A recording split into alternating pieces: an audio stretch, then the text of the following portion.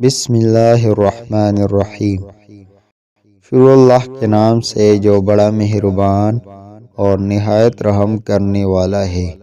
حضرت عائشہ رضی اللہ عنہا سے روایت ہے کہ ایک شخص حارث بن ہشام نامی نے نبی کریم صلی اللہ علیہ وآلہ وسلم سے سوال کیا تھا کہ یا رسول اللہ، آپ پر وحی کیسے نازل ہوتی ہے؟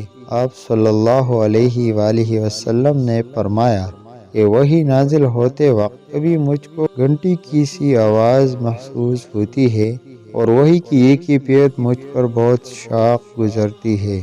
جب یہ کیفیت ختم ہوتی ہے تو میرے دل و دماغ پر اس فرشتے کے ذریعے نازل شدہ وحی محفوظ ہو جاتی ہے، اور کسی وقت ایسا ہوتا ہے کہ فرشتہ بشکل انسان میرے پاس آتا ہے اور مجھ سے کلام کرتا ہے، بس میں اس کا کہا ہوا یاد رکھ لیتا ہوں۔